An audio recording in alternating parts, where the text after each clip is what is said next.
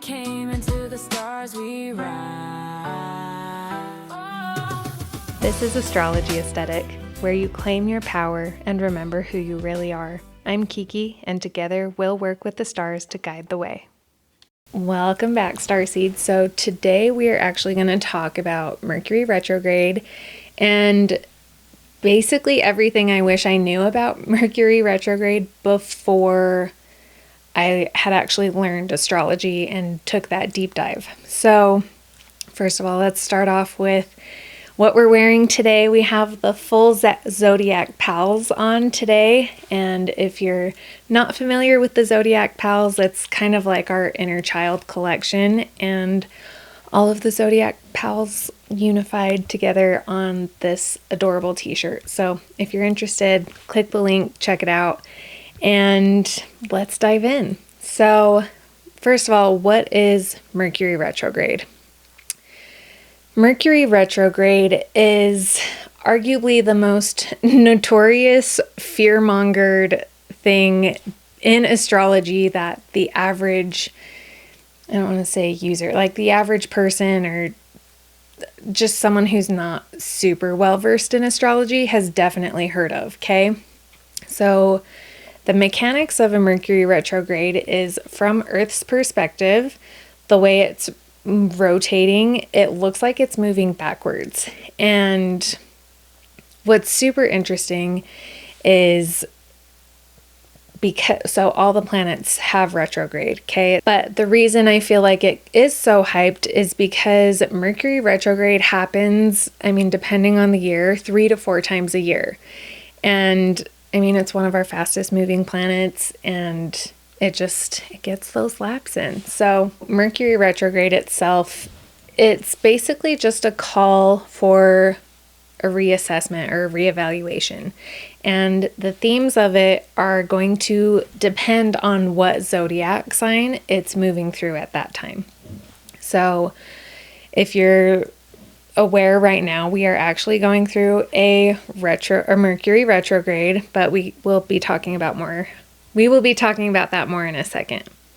So, first things first. One of the main things I wish I knew, and I'm just going to start with out of the gate, is Mercury retrogrades actually have 3 parts.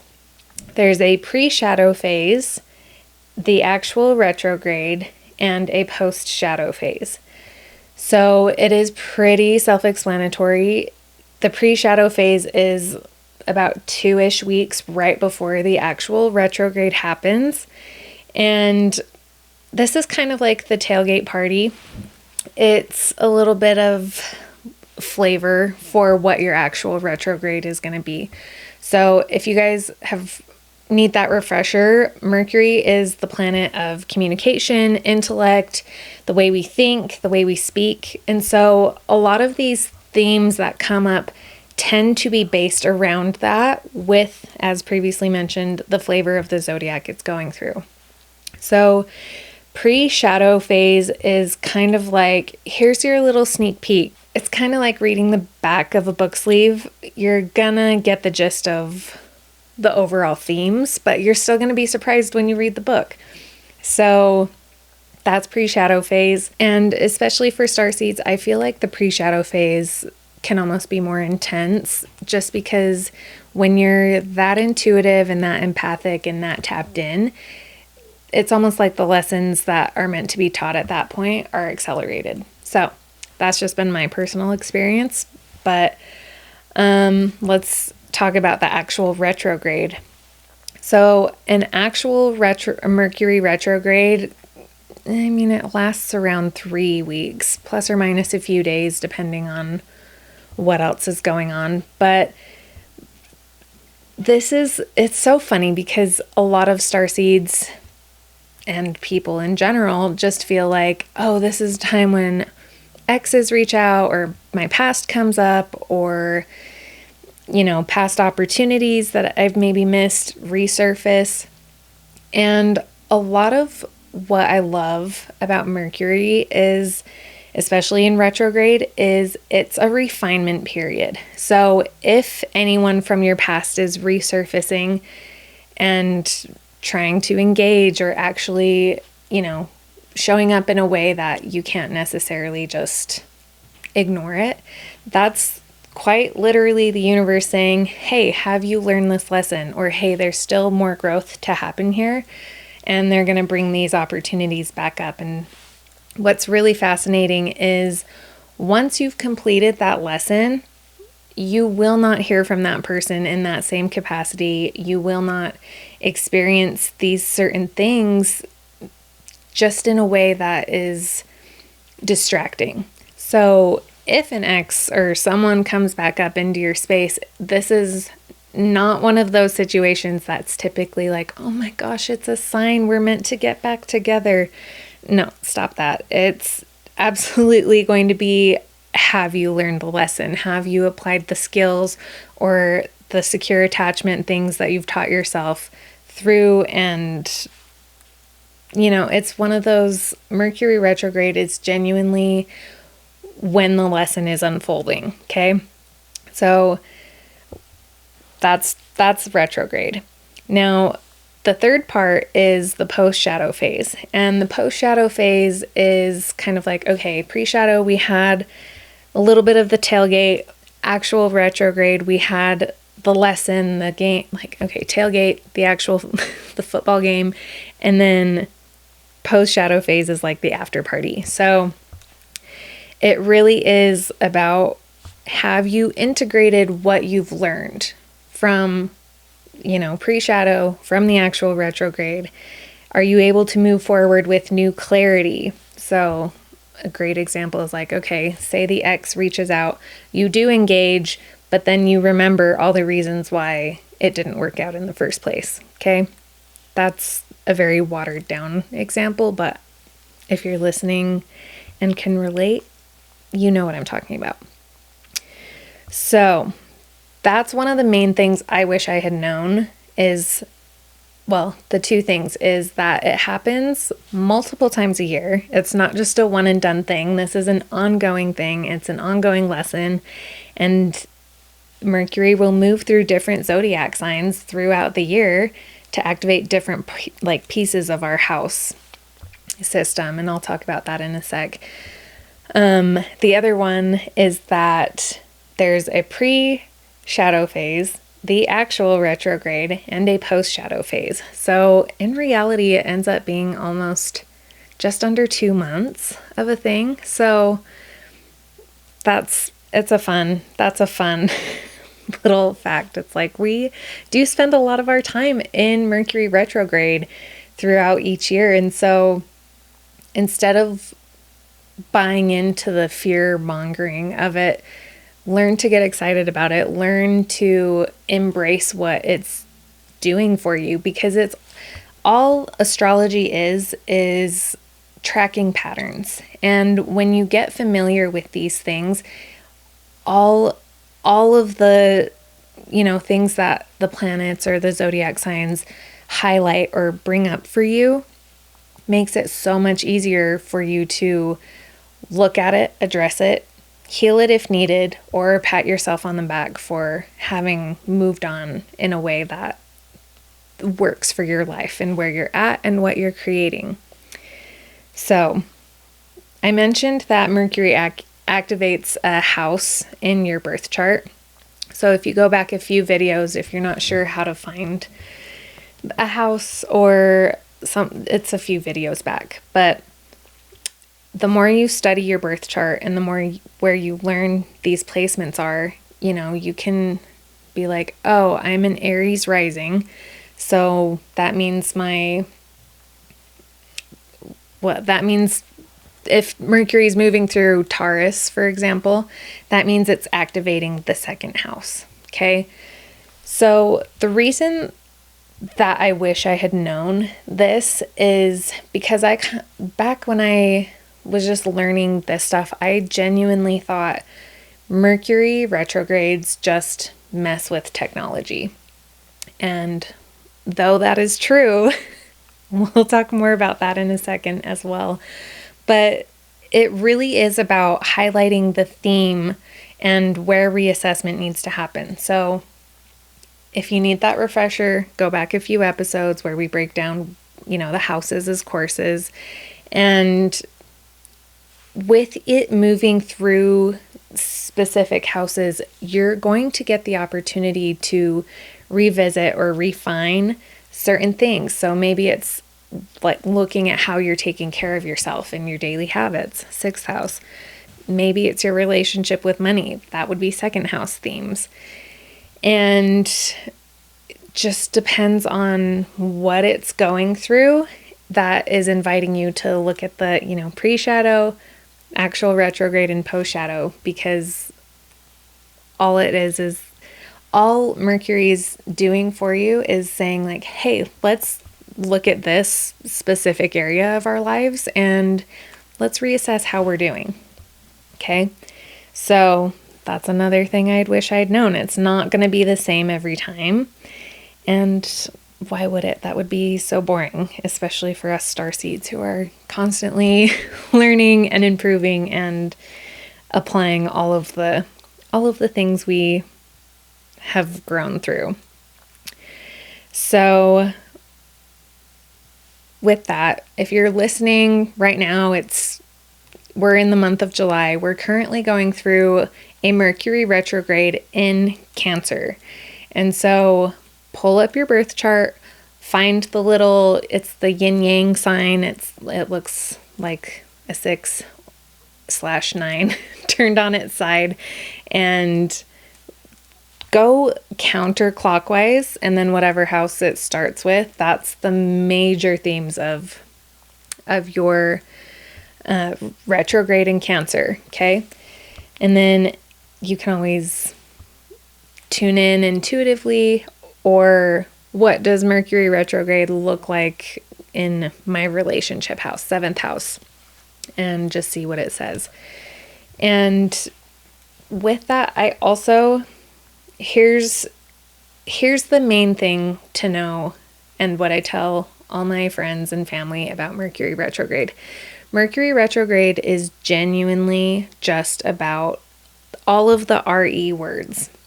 Okay, so if you're ever kind of like, I'm not sure what Mercury RE is doing for me at this point, think of the RE words. So like time to reflect, review, reassess, revisit, reconsider, revise, refine, reorganize, resolve, recharge, recover. Like literally the list goes on and on and on. And why it's so important to remember that, also another RE, remember, is Mercury retrograde is here to activate opportunity. And like, of course they would fearmonger that. Like, opportunity for what? For a reassessment. Like, this is a really great time to do an internal audit.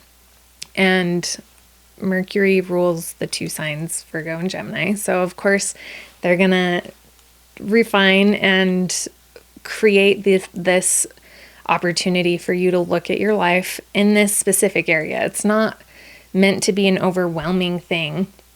It really is just meant to be like, okay, yeah, I could be spending more time with my family, 4th house, like, or wow, I definitely haven't, shown up in my career the way I could, or, 10th house. So you'll know what it's activating within that house in that area. You, as a starseed, you know what it's doing for you. If it's in your 1st house, that's time for you to reassess your health and how you're showing up in your physical form. Like, how are you presenting yourself as well?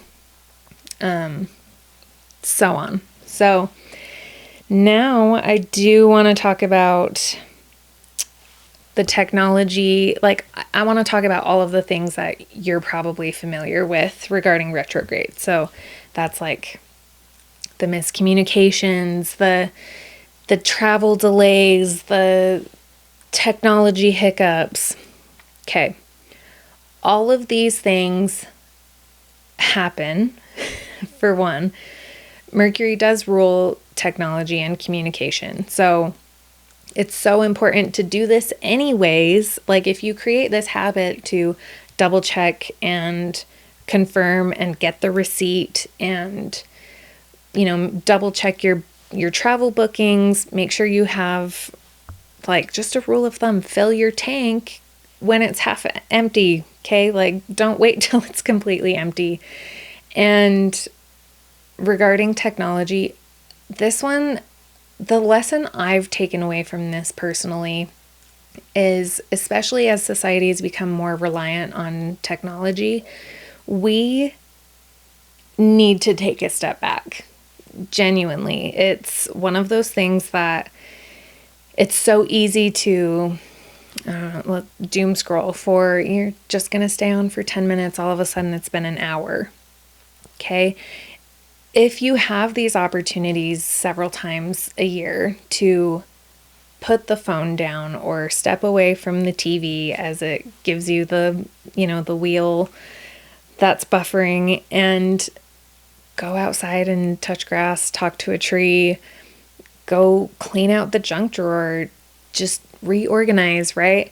There's so many other things that the universe is trying to teach you, and not even trying, it is teaching you. Like, look how reliant we've become on technology. And I love technology. I really do. It gives me the opportunity to record this and share it with you, and, you know, share my creations of these shirts and all the, like, there's so many pros that come from it. And it's also about learning how to balance. So if you do find yourself getting frustrated at technology, it's just an invitation to take a breath and acknowledge a few things. One, do I need to step away and reground? Where can I include that or incorporate that in my daily life? Is this a lesson about patience? Is this about learning how to be present instead of like, I've got to get this done, this, and this? Like, the work will always get done. It will. Or is this an opportunity to look at, like, hey, this could be a really good opportunity to reassess the current systems we're using and maybe shift gears and move in another direction. There's infinite possibilities for what it could look like or what message is coming through. And again, this is why it's so important to know and trust your human design and your authority type, just so you know what decision to make moving forward and can make that decision fully and confidently. And that's just, it's a practice, and the more you do it, the better you get. So if you are traveling, just bring extra snacks, bring a book, just do the human experience things. I know, especially, I mean, for me lately, my personal lesson is I feel like I've just been so stuck, like, which again, this is perfect timing for retrograde, for me to reflect and reassess what way I'm showing up and how I'm showing up for others, but specifically how I'm showing up for myself. In true Virgo fashion, I put the pressure on myself of like, okay, well, like, I've got to make this perfect or this or that, and which it's like, no one's asking me to be perfect. And if you are, that's none of my business. I mean, genuinely, I can only do what I can do. But it's one of those things where sometimes as a starseed, I feel like I get so caught up in the, like, I need to show up. I need to do this. I need to do that to make a difference. Like, the world is crying for change, and there are so many people doing what they can to step up. There's so many people going through an awakening and they don't know how to move forward, and like, just like it becomes too much.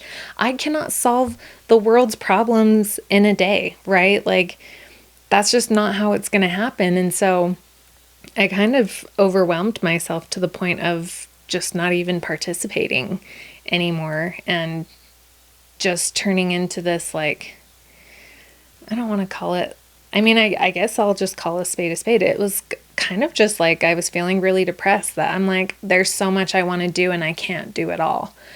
And if you're feeling something similar to this, like, the human experience is such a cool opportunity, and you've heard me call it a simulation, and it's a really beautiful opportunity, and it's very easy to get stuck in it and kind of shut down. And that's sort of what they want. They don't want us to remember how powerful we are and that we can make a difference. And I found myself being like, man, I wish I had like other star seeds that I could just talk about this stuff in like on a larger scale.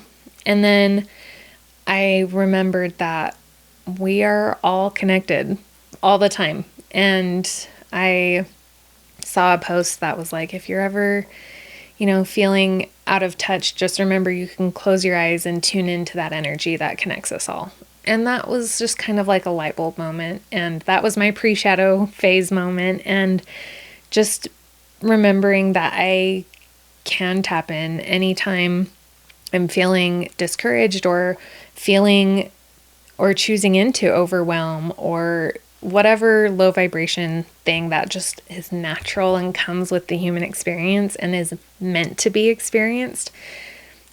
But as a radical optimist, I just don't like feeling that stuff for long. And I know the same may be true for you. So just remember, if you're ever feeling that things are too heavy, just close your eyes and, place both feet on the ground and breathe that energy of the earth in through your feet, and then do that extra inhale we talk about that activates the vagus nerve so you can regulate yourself, and then exhale all the mechanics for what pressures you may be putting on yourself, and just know that it will all get handled. So that's kind of my little experience of what was coming up for me for retrograde. So regarding other tech stuff, really great time to go through like your camera roll or your emails and delete old stuff, back up important stuff,